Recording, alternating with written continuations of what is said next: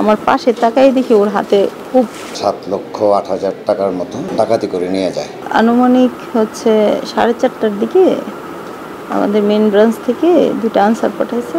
ওরা আর কি একটা অটোরিকশা নিয়ে আসছে। তো ওই অটোরিকশা নিয়ে আমরা রথখোলা যেটা ঢালটা উপরে উঠে 100 গজ সামনে যাওয়ার পরে হঠাৎ করে আমাদের অটোরিকশাটা স্লো হয়ে যায়। স্লো হয়ে আমি আবার সামনে তাকালাম, যেহেতু টাকার গাড়ি আমরা ওটা খেয়াল করি আর কি। তখন চারদিক থেকে আপনার দেখলাম মোটর সাইকেলে 3 জন করে বসা।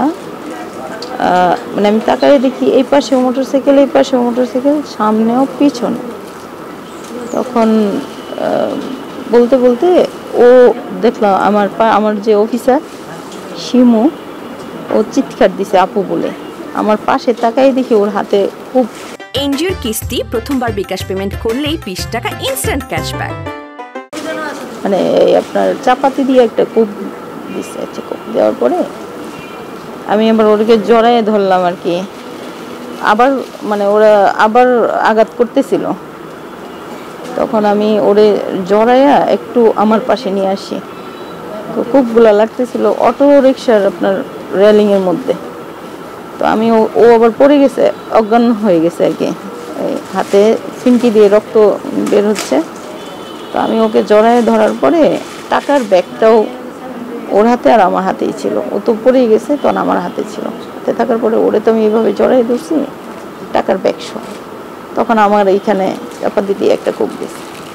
দেওয়ার পরে এই হাতটা আমার ছুটে গেছে। ছুটে যাওয়ার পরে এই হাত দিয়ে আমি জোরে ধরছি।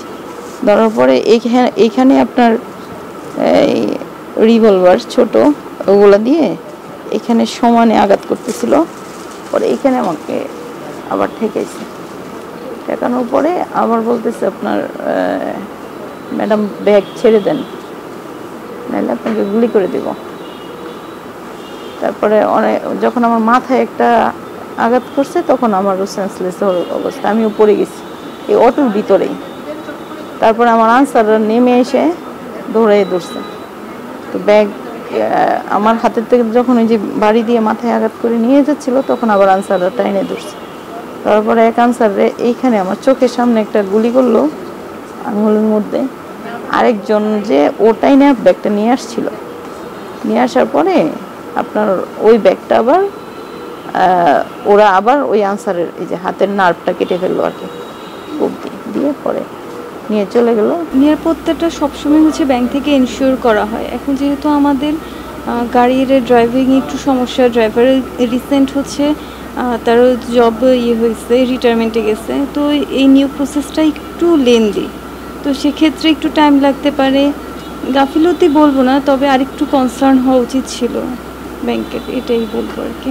সিকিউরিটি অবশ্যই ইনশিওর করতে হবে, যাতে হচ্ছে ব্যাংকার্সরা বা যে কোনো আনসাররা কেউ যেন হতাহত না হয়। কারণ আমরা তো হচ্ছে মৃত্যুর মুখ থেকে ফেরত আসছি একটু। সরকার যে এই সন্ত্রাস যে ধরে তারপর শাস্তি দেয়। গতকাল আনুমানিক 4:45টার দিকে আমাদের তাজউদ্দিন মেডিকেল কলেজ উপশাখা থেকে টাকা নিয়ে আসার সময় মানে 4-5টা মোটরসাইকেলে কতিপয় দুর্বৃত্ত তারা আমাদের ওখানে থাকা 7,08,000 টাকার মতো সেটা ডাকাতি করে নিয়ে যায়। ওরা ফাঁকা গুলি করে এবং এটা প্রতিহত করতে গেলে আমার অফিসার 2 জন ছিলেন, বুথ ইনচার্জ মানে উপশাখা ইনচার্জ আর অফিসার ক্যাশ, তাদেরকে কুপিয়ে জখম করে এবং আনসাররা প্রতিহত করতে হলে তাদেরকেও জখম করে। ওরা আমরা দ্রুত হাসপাতালে ভর্তি করি। আর সাথে আমাদের গাজীপুর প্রিন্সিপাল অফিসের ডিজিএম মহোদয় ছিলেন, ওনার সাথে নিয়ে আমরা আগে ওনাদের শুশ্রূষার ব্যবস্থাটা করি, ওনাদের চিকিৎসার ব্যবস্থাটা করি। চিকিৎসার ব্যবস্থাটার পরে আমরা রাত্র এটা মোটামুটি একটা দিকে যাওয়ার পরে আমরা থানায় গিয়ে প্রাথমিক অভিযোগ দায়ের করি। তারপর সে পরবর্তীতে এটা এফআইআর হয়, মামলা নম্বর 29। আমরা যতদূর জেনেছি এই ডাকাত দলেরা 4টি মোটরসাইকেল ব্যবহার করে কমপক্ষে 8 থেকে 10 জন তারা এসেছিল। তাদের মাথায় হেলমেট ছিল কারো কারো মুখে মাস্ক পরা ছিল এবং আমরা যেহেতু গতকাল ঘটনাটা ঘটিয়েছে এবং আমরা সেখানে পুলিশের সিনিয়র অফিসার সেখানে কাজ করছে এবং গাজীপুর মেট্রোপলিটন পুলিশের ডিবিও কাজ করছে, আশা করছি আমরা খুব তাড়াতাড়ি এই ঘটনা যারা ঘটেছে তাদেরকে আমরা গ্রেপ্তার করতে পারবো।